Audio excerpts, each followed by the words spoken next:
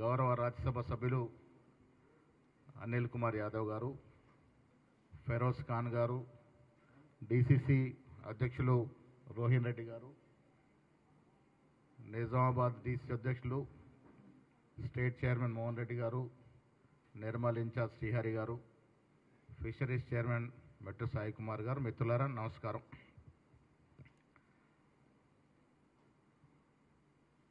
నిన్న వరంగల్లో జరిగిన బహిరంగ సభలో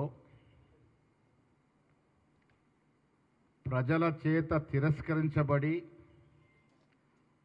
ఫామ్ హౌస్లో కూర్చోబెట్టబడి ప్రభుత్వ జీతం పొందుతూ ఒకరోజు కూడా ప్రజల గురించి ఆలోచించని మాజీ ముఖ్యమంత్రి కేసీఆర్ గారు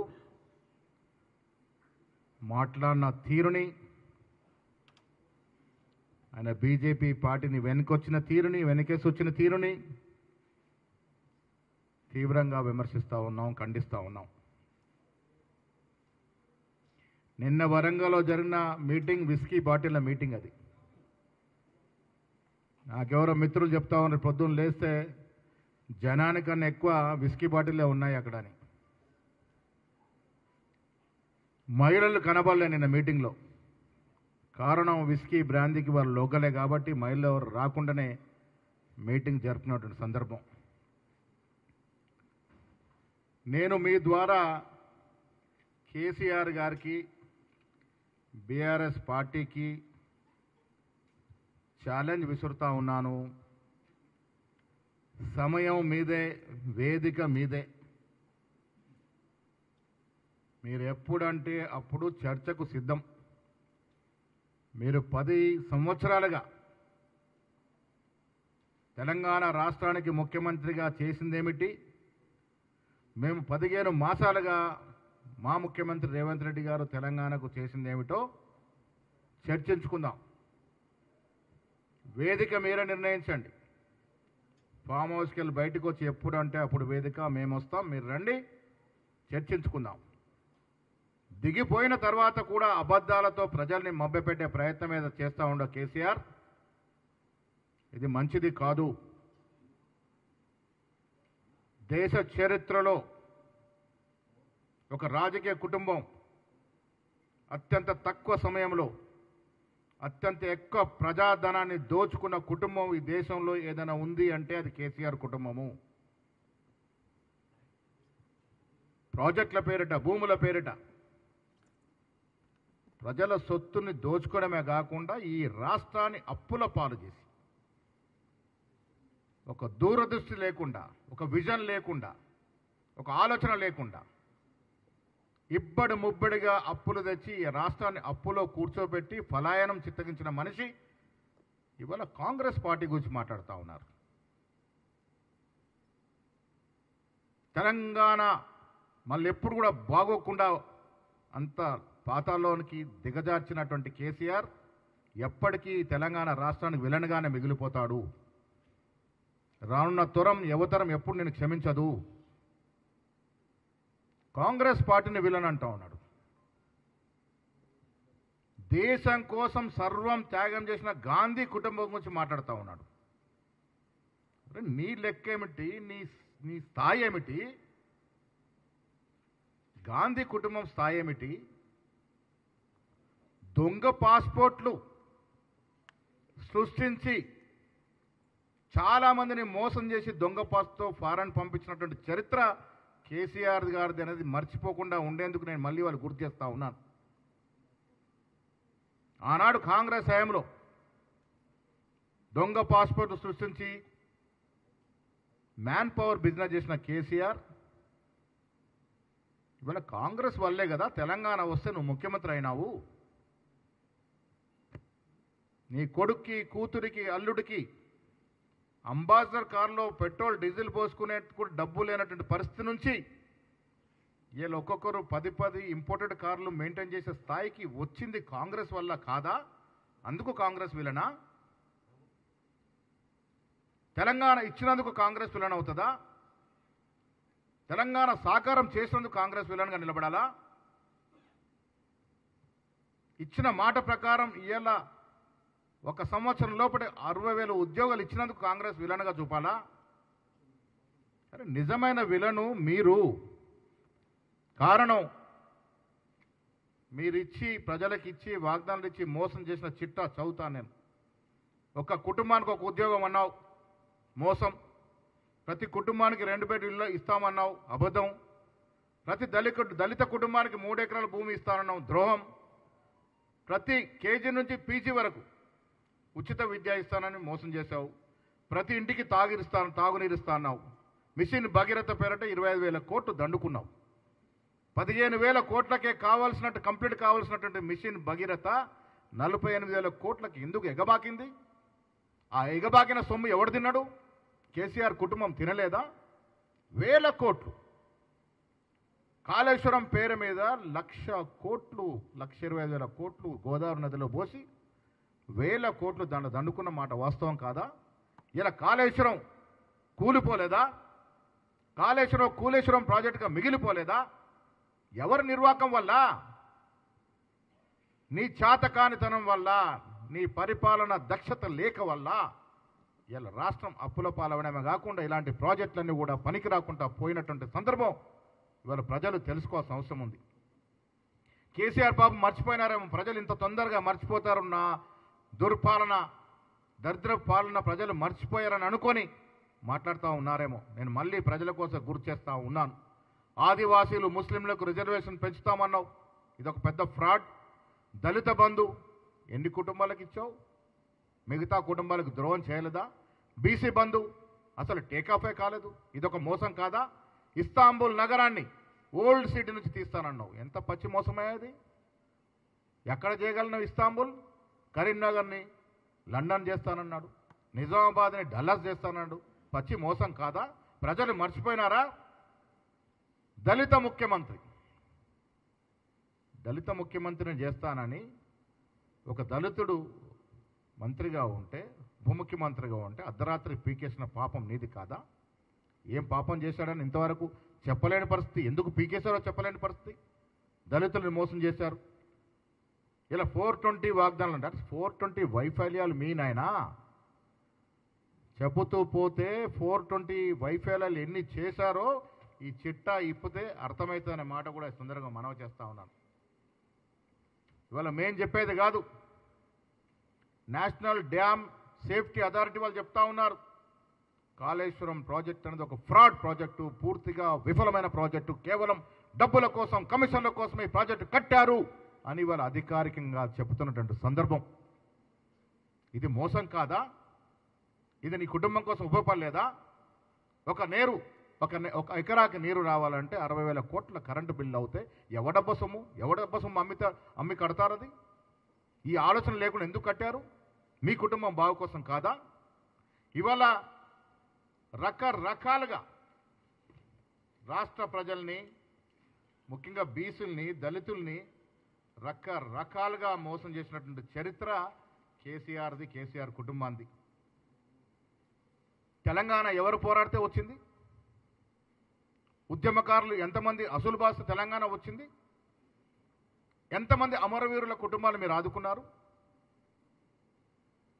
ఒక్కొక్కడికని ఉద్యోగం ఇచ్చినారా? ప్రభుత్వం రాగానే మీకు ముఖ్యమంత్రి పదవి, మీ కొడుకు మంత్రి పదవి, మీ కూతురికి ఎంపీ పదవి, మీ మేనల్లుడికి మంత్రి పదవి, మీ తోరళ్ళు కొడుకు ఎంపీ పదవి, మీ కూతురు ఎంపీ ఓడిపోతే ఎమ్మెల్సీ పదవి, ఇవి ఇవ్వచ్చు. కానీ తెలంగాణ కోసం ప్రాణాలు ఇచ్చినట్టు కుటుంబంలో ఎవరికి కూడా ఉద్యోగం, ఒక మంత్రి పదవి, ఒక ఎమ్మెల్యే పదవి, ఒక ఎమ్మెల్సీ పదవి ఇచ్చిన పాపన పోయినావా? గజ్జ కట్టిన గద్దర్ని ఏ రకంగా అవమానించినావు? అలాంటి కళాకారులు ఎంతమందిని అవమానించినావు? తెలంగాణ జాతీయ గీత పాడినటువంటి మహాకవిని ఏ రకంగా అవమానించినావు? ఆ తప్పులు మేము సరిదిద్దాం. ఇలా గద్దర్ పేరిట అవార్డు ఇస్తూ ఉన్నాం. మహాకవి రాసిన పాటని తెలంగాణ రాష్ట్ర గేయంగా చెప్పగలిగినాం. మీకు మాకు పొంతనెక్కడయ్యా? తెలంగాణని అన్ని రకాలుగా నాశనం పట్టించి ఇవాళ తెలంగాణ గురించి మాట్లాడుతూ ఉన్నాడు. టీఆర్ఎస్ పార్టీని బీఆర్ఎస్గా మాట్లాడు. తెలంగాణ పదాన్ని తీసేసినటువంటి గనుడు ఇలా జన్మభూమి గుర్తొచ్చిందట ఆయనకి. జన్మభూమి మీద ప్రేమ ఉన్నాడు తెలంగాణ రాష్ట్ర సమితిని పీకేసి ఎవరన్నా భారత రాష్ట్ర సమితి పెట్టుకుంటాడా? ఇవాళ జన్మభూమి ఎట్లా గుర్తొచ్చింది? మీలాంటి మిత్రులు ఫోన్లో కూడా మాట్లాడుకున్న స్వేచ్ఛ లేదు ఆ రోజు. మా ఫోన్లోనే ట్యాపింగ్లో ఉన్నాయి. టాపింగ్ మహాగణుడు ప్రభాకర్ రావు అమెరికాలో ఉంటే దాని గురించి మాట్లాడలే. వరంగల్లో చేసిన మోసాల గురించి ఎక్కడ మాట్లాడలే. ఎన్ని మోసాలు చేశారో చెప్పలే. జనం ముందుకొచ్చి కళ్ళబుబ్బులు కబుర్లు చెప్పినాడు. 2 BHK 2 బెడ్రూమ్ల స్కీమ్ ఎంత గరానా మోసమో తెలంగాణ ప్రజలకు తెలియదా? ఎన్ని బెడ్రూమ్లు కట్టించినావు నువ్వు? ఇలా కళ మేము సాకారం చేస్తూ ఉన్నాం. ఇందిరమ్మ ఇల్లు మొదటి సంవత్సరంలో 4.5 లక్షల ఇల్లు ఇస్తూ ఉన్నాం. ఇది మా ఘనత. నీ మోసాన్ని మీరు ప్రజలకు ఇచ్చిన వాగ్దానాన్ని మోసం చేస్తే మేము దాన్ని ఎలా పూరిస్తున్నటువంటి సందర్భం.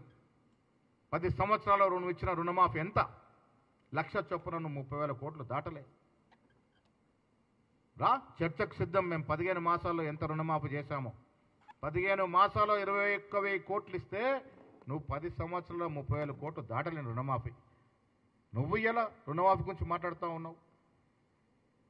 తెలంగాణ వచ్చింది నియామక కోసం. ఎన్ని నియామకాలు చేశారు మీరు? సోయి లేదా అప్పుడు? ఉద్యోగాలు ఇవ్వాలి, ఉద్యోగాల కోసం తెలంగాణ తెచ్చుకున్న సోయి ఎందుకు లేకుండా పోయింది? కుర్చీ ఎక్కగానే ఈ వర్గాలన్నీ మర్చిపోయిన మాట సందర్భం వాస్తవం కాదా? కుర్చీ ఎక్కే ముందు నువ్వు మాట్లాడిన మాటలన్నీ దళితుల గురించి మాట్లాడినావు, బీసీల గురించి మాట్లాడినావు, లంబాల గురించి మాట్లాడినావు, ముస్లిం గురించి మాట్లాడినావు. కుర్చీ ఎక్కినాక ఎప్పుడైనా వాటి గురించి ఆలోచించినవా? ఇది దగా కాదా? మోసం కాదా? నువ్వు రాష్ట్ర ప్రజలకి మోసం చేసి ఇలా కాంగ్రెస్ పార్టీ గురించి మాట్లాడుతూ ఉన్నావు. ఒక్క మహిళల మీటింగ్కి రాలే. కారణం ఏంటి? సంతోషంగా ఉన్నారు కాంగ్రెస్ పార్టీతో. ఉచిత బస్సుని హవేళన చేస్తూ మాట్లాడినాడు. ఇలా ప్రజలు మహిళలు బస్సును వాడుకుంటా ఉన్నారు. ఓ బహత్తర స్కీమ్ లాగా ముందుకు పోతా ఉంది. 500 రూపాయలు సిలిండర్ మీద సబ్సిడీ ఇస్తూ ఉన్నాం. అవి తీసుకున్న మహిళ ఎవ్వరు కూడా నీ మీటింగ్కు రాలే. నీ మీటింగ్కి వచ్చింది ఎవరయ్యా అంటే విస్కీ బ్రాండ్లకు ఆశపడి వచ్చినటువంటి జనాన్ని ఉద్దేశించి నువ్వు మాట్లాడతావు. నీ తప్పులు కప్పించుకొని లేని మాటలని వాస్తవాలని మాట్లాడి మమ్మల్ని ప్రజల్ని మభ్యపెట్టే ప్రయత్నం చేశావు. నీ హయాంలో విద్య వైద్యం అడుగంటిపోయినటువంటి వాస్తవం కాదా? కొన్ని ప్రైవేట్ ఆసుపత్రులకి నువ్వు వెసులుబాటిచ్చి వాళ్ళు పెరిగే విధంగా దోహదపడినటువంటి మాట వాస్తవం కాదా? కోవిడ్ సమయంలో హాస్పిటల్ దోచుకున్న తీరు తెలంగాణ ప్రజలు మర్చిపోలే. ప్రైమరీ హెల్త్ సెంటర్ నుంచి నిమ్స్ వరకు నువ్వు సంకనాకిపిస్తే మేము ఇలా దాన్ని ప్రక్షాళన చేసి బలోపేతం చేసినట్టు సందర్భం ప్రజలు గుర్తిస్తూ ఉన్నారు. విద్యను మొత్తం అడగంటించే పరిస్థితి తీసుకొచ్చినావు. యంగ్ ఇండియా స్కూల్ పేరిట ఇలా మేము విద్యని మళ్ళీ పూర్వ వైభవం తీసుకొచ్చే ప్రయత్నం చేస్తూ ఉన్నాం. ఇలా చెబుతూ పోతే నీ హయాంలో ఎవరు బాగుపడ్డారు? ఒక్కసారి చర్చకు సిద్ధమా? ప్రైవేటు వ్యక్తులు, బడా వ్యాపారస్తులు, పెద్ద పెద్ద కంపెనీలు, పెద్ద పెద్ద బిల్డర్స్ తప్ప సామాన్యుడి గురించి ఎప్పుడైనా ఆలోచించినావా? కాంగ్రెస్ ప్రభుత్వం వచ్చిన తర్వాత సంక్షేమ హాస్టళ్ల కోసం ఆహారం, కాస్మెటిక్స్, యూనిఫామ్, సబ్బు, టూత్ బ్రష్ ఇవన్నిటి కూడా రెట్టింపు చేయడమే కాకుండా మెస్ ఛార్జీలు 40% పెంచిన ఘనత కాంగ్రెస్ పార్టీది. 10 సంవత్సరాలు ఈ బీద పిల్లల గురించి ఒక్క రోజైనా ఒక్క క్షణమైన ఆలోచించిన పాపాన పోయినవా కేసీఆర్ గారు? ఇవాళ మీరు మీ నిర్వాహకం గురించి మాట్లాడుతూ ఉన్నారు. సన్న బియ్యాలు నేనేదో గొప్పగా చెప్తున్నాడు. ఇప్పుడు వరి వండింది తెలంగాణలో అని. అరే లెక్కలు తీసుకొని మాట్లాడు నాయనా. దేశ చరిత్రలో మొట్టమొదటిసారి ఈ సంవత్సరం వరి సాగులో దేశంలోనే మిన్నగా ఉంది తెలంగాణ. దానికి కారణం 500 రూపాయలు బోనస్గా ఇచ్చి వరిని ప్రోత్సహిస్తే ఇలా వరి ఆ స్థాయికి చేరింది. నీ హయాంలో కల్లాల మీద, వడ్ల కుప్పల మీద పడి చనిపోయినటువంటి సందర్భాలు ఇంకా తెలంగాణ రైతులు మర్చిపోలేదు కేసీఆర్ గారు. ఆనాడు తెలంగాణ రాష్ట్రం యావత్ దేశంలో 2వ స్థానంలో ఉండింది ఆత్మహత్యల్లో, రైతు ఆత్మహత్యల్లో. సగటున రోజుకి 2 రైతులు, 1 నిరుద్యోగి ఆత్మహత్య చేసుకున్నటువంటి ఘనత నీ హయాంలో తెలంగాణలో నడిచింది. 10 ఏళ్ళు నడిచింది. అది మర్చిపోయి మాట్లాడుతూ ఉన్నావు ఇవాళ. నీ కన్వాయిల మీద ఎన్ని కోట్లు ఖర్చు పెట్టినావు? నలుగురుండే ప్రగతి భవన్ కట్టుకుని ఎన్ని కోట్లు ప్రజాధనాన్ని దుర్వినియోగం చేశావు? నీ ఫామ్ హౌస్కు నీళ్లు మళ్లించుకొని, నీ ఫామ్ హౌస్కు రోడ్లు వేయించుకొని ఎంత ప్రజల యొక్క సొమ్ముని దుర్వినియోగం చేశావు? ఇది తెలంగాణ ప్రజలకు తెలవాలి. ప్రజలందరికీ తెలుసుకొని తెలవని ప్రజలు ఇలా తెలుసుకోవాల్సిన అవసరం ఉందనే మాట కూడా నేను సందర్భంగా మనవి చేస్తా ఉన్నాను. ప్రజల సొత్తుని, ప్రజల సొమ్ముని నీళ్ల కంటే కూడా అద్మానంగా వాడిన నువ్వు ఇలా తెలంగాణ గురించి మాట్లాడితే ప్రజలు సహించుకోరు. బీసీల గురించి మాట్లాడావు, ఎస్సీల గురించి మాట్లాడి ఏం నిర్వాకం చేశావు? ఇలా కాంగ్రెస్ పార్టీ రాహుల్ గాంధీ ఆలోచన మేరకు ఈ రాష్ట్రంలో కుల సర్వే చేసి ఎవరు ఎంత జనాభా ఉందో చెప్పగలిగినటువంటి ధైర్యము, సాహసము చేసింది కాంగ్రెస్ ప్రభుత్వం, రాష్ట్ర ముఖ్యమంత్రి రేవంత్ రెడ్డి గారు. నువ్వు డబ్బు వృధా చేసి సకల జనుల సర్వే చేసి దాన్ని మడతపెట్టి నువ్వు నీ కొడుకు జేబులో పెట్టుకున్నారు. ఎవడి కోసం చేసావు సర్వే? అది ఎవడి సొమ్ముతో చేశావు? ప్రజల సొమ్ముతో చేసి మడతపెట్టి నీ పాకెట్లో పెట్టుకున్నటువంటి నీ తీరు ప్రజలు గ్రహించలేదా? ఇవాళ కూలర్ సర్వే చేశాం, 42% రిజర్వేషన్ ఇచ్చాం. దాని గురించి మాట్లాడలేయాలని వరంగల్ సభలో ఆ ఊసే ఎత్తలే మీరు. దళిత కోట క్లాసిఫికేషన్, సబ్ క్లాసిఫికేషన్ ఎవరు చేశారు? సుప్రీంకోర్టులో జడ్జిమెంట్ వచ్చిన రోజే ప్రజలకు ఇచ్చిన వాగ్దానం, దాని తర్వాత ఇంప్లిమెంట్ చేసిన విధానం కాంగ్రెస్ పార్టీ నైజం అనే మాట కూడా ఈ సందర్భంగా మనవి చేస్తా ఉన్నాను. నిన్న మీటింగ్లో చూసాం, చిలక నీకు తోడు ఎవరనే మాదిరిగా పాపం కవిత, ప్రజల్లో బజగోమైంది అనే మాదిరిగా హరీష్ రావు, ఇద్దరు ముఖాలు వాడిపోయి ఉన్నారు. కారణం మీద అయ్యా కొడుకుల ఫోటోనే పెట్టుకున్నారు పాపం. వీళ్ళు ప్రజలు మర్చిపో, ఉద్యమకారులు మర్చిపో, కానీ కుటుంబంలో వీరిని కూడా గుర్తించలేని పరిస్థితి. నీకు వాళ్ళు కూడా సేవ చేశారు కదా. కేటీఆర్ కన్నా ముందు హరీష్ రావు నీతో ఉన్నాడు కదా. ఎవరి కోసం మీటింగ్ పెట్టారు? ఎవరి నిర్వాహకం కోసం? ఎవరి ప్రాబల్యం కోసం? ఇంకా కుటుంబ తపన తప్ప ప్రజల గోడు పట్టనే పట్టదు. ప్రజల గోడ పట్టే నాయకుడు అయితే ఫామ్ హౌస్ నుంచి బయటకు వచ్చి ప్రజల్ని ఎప్పుడన్నా మంచి చెర్లు అడిగిన పాపన పోతా ఉన్నాడా? ఇలా మేము ఫ్యూచర్ సిటీ కడితే నీ కడుపు మంట, RRR రింగ్ కడితే నీ కడుపు మంట. నువ్వు హరీష్ రావు, కిషన్ రెడ్డితో మిలాఖతై వీడికి నిధులు ఆపుతారు. రాష్ట్ర ప్రజలకు తెలియంది కాదు చంద్రశేఖర్ రావు, కిషన్ రెడ్డి మైత్రి, వారి దోస్తానా తెలియంది కాదు. ఇరువురు కలుసుకొని రాష్ట్రానికి రావాల్సిన ప్రాజెక్టులకు మొంటికాలు వేస్తూ ఉన్నారు. వీరు తెలంగాణ గురించి మాట్లాడుతూ ఉన్నారు, కాంగ్రెస్ పార్టీని విలన్ అంటూ ఉన్నారు. ఎక్కడ విలనో, ఎవరు విలనో ప్రజలకు తెలియాల్సిన సమయం దగ్గరికి వచ్చిందనే మాట కూడా నేను ఈ సందర్భంగా మనవి చేస్తూ ఉన్నాను. మేము తెలంగాణ రైజింగ్, కేసీఆర్ గారు మీరు వినాల్సింది, తెలుసుకోవాల్సింది, 15 మాసాల క్రితం అధికారంలోకి వచ్చిన కాంగ్రెస్ పార్టీ ఇవాళ తెలంగాణ రైజింగ్, దళిత రైజింగ్, రైతు రైజింగ్, యువ రైజింగ్, బీసీ రైజింగ్, మహిళా రైజింగ్, హైదరాబాద్ రైజింగ్ కోసం పనిచేస్తున్నది. 10 సంవత్సరాల కుటుంబ రైజింగ్ ప్రోగ్రాం నుండి ఈ అన్ని విధాలుగా రైజింగ్ అవుతా ఉంది. నీ పాలనలో కేసీఆర్ రైజింగ్, కేటీఆర్ రైజింగ్, కవిత రైజింగ్, హరీష్ రావు రైజింగ్ తప్ప ఇంకెవడు రైజ్ కాలే. బీదవాడికి అవకాశమే రాలే. ఈ కుటుంబాలు రైజ్ అయ్యాయి కాబట్టి ఇవాళ ఒక్కొక్కడు 10 ఇంపోర్టెడ్ కార్లు, 4 ఫామ్ హౌజులు. జనవాడలో ఉన్న ఫామ్ హౌజులు ఎవరి అండి? నేను ప్రజలను అడుగుతా ఉన్నా, తెలుసుకోవాల్సిన అవసరం ఉన్నది. జనవాడ ఉన్న ఫామ్ హౌజులు ఎవరి? జనవాడలో ఉన్న అధిక భూములు ఎవరివి? ఒక్కసారి లెక్కలు తీసుకోవాల్సిన అవసరం ఉన్నది. మీ ఫామ్ హౌజుల కోసం జీవోలు మార్చినట్టు సందర్భం, మీ ఫామ్ హౌజుల కోసం నాలాలు మార్చినట్టు సందర్భం, మీ ఫామ్ హౌజుల కోసం రిజిస్ట్రేషన్ల కోసం అమాయకులు తన్నించి బయటకు పంపించినటువంటి నైజం. ఇవన్నీ మర్చిపోయారనుకుని మీరు మాట్లాడుతూ ఉన్నారు.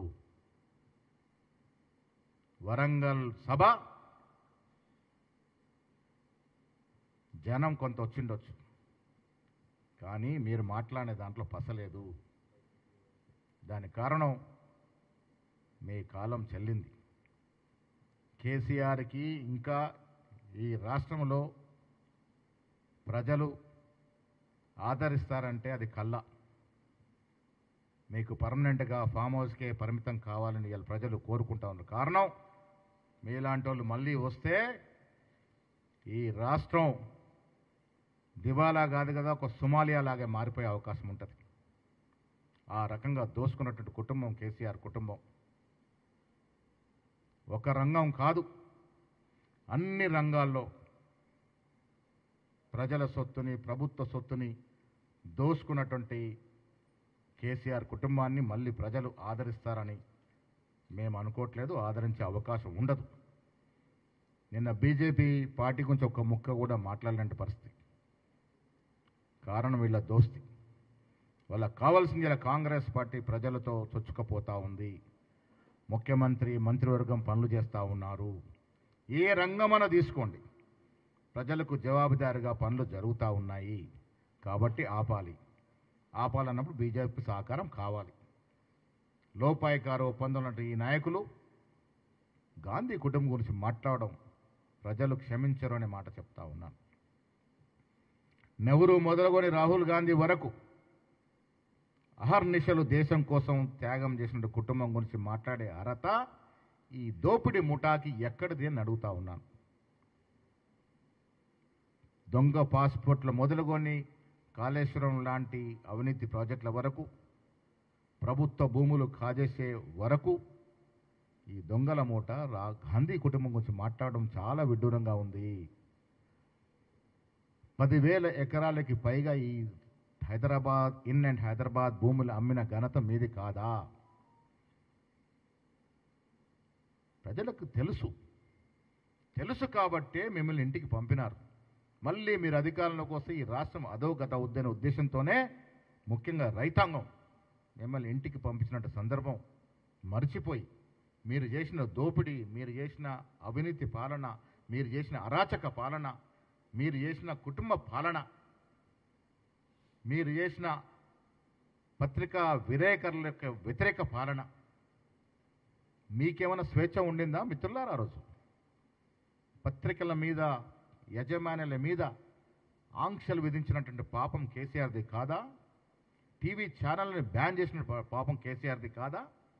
ధర్నా చౌకులు ఎత్తేసిన పాపం కేసీఆర్ది కాదా? హౌస్ అరెస్టులు కొన్ని వేలు చేసిన పాపం కేసీఆర్ది కాదా?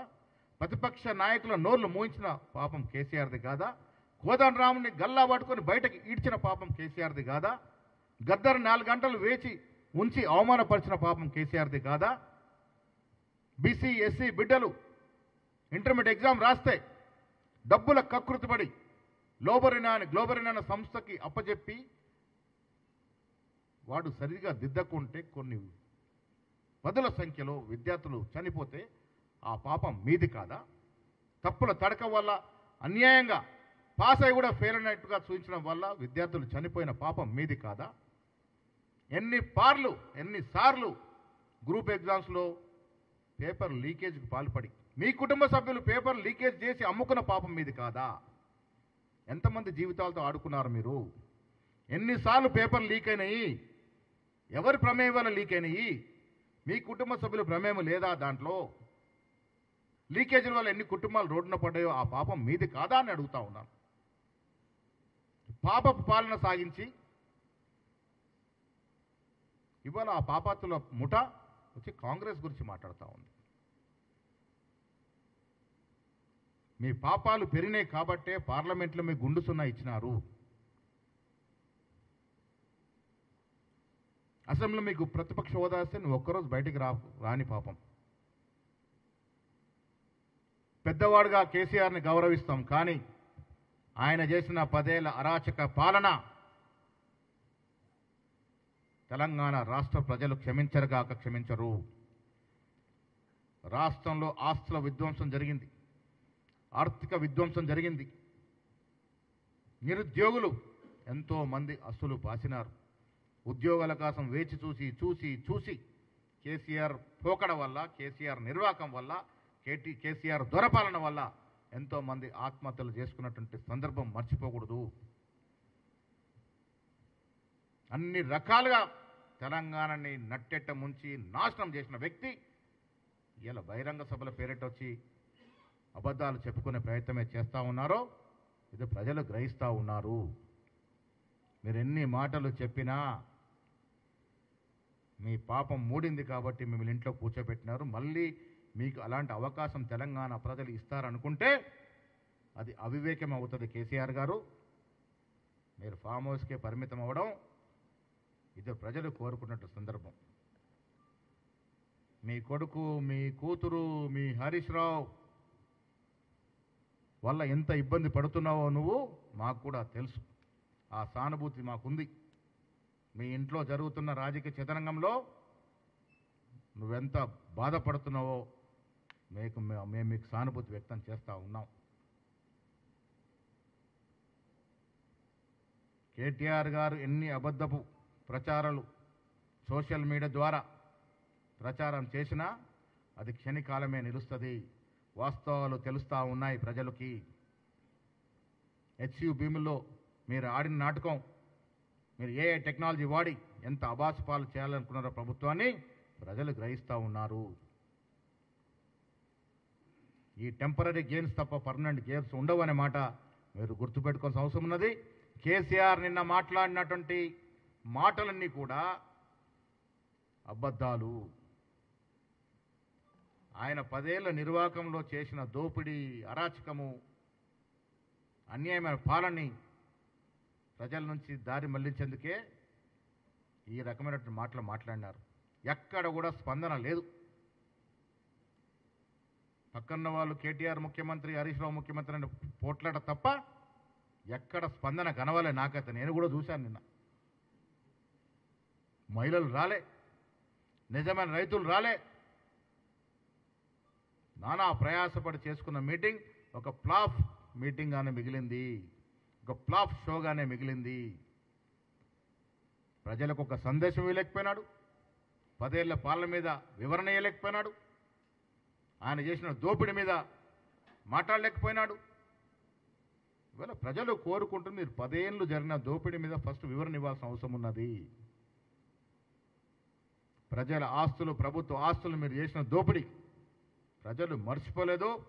మీకు భవిష్యత్తులో వాళ్ళు ఆదరిస్తారనుకుంటే పొరపాటే అవుతుంది. Thank you.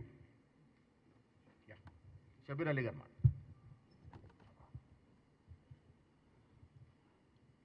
Thank you PCC అధ్యక్షులు మహేష్ కుమార్ గౌడ్ గారికి మరియు print media and electronic media. నిన్న జరిగిన బీఆర్ఎస్ అధ్యక్షుడు కె చంద్రశేఖరరావు గారి నాయకత్వంలో జరిగిన సభ సిల్వర్ జూబ్లీ ఫ్లాప్ షో. ఎందుకంటే 25 సంవత్సరాలు అంటే సినిమా వాళ్ళు చేసుకుంటున్నారు 25th 50 సంవత్సరాలు 25 సంవత్సరాలని. అది silver Jubilee show, flop show. ఇప్పుడే ప్రెసిడెంట్ గారు చెప్పినారు, నిన్న కేసీఆర్ గారు దాదాపు 50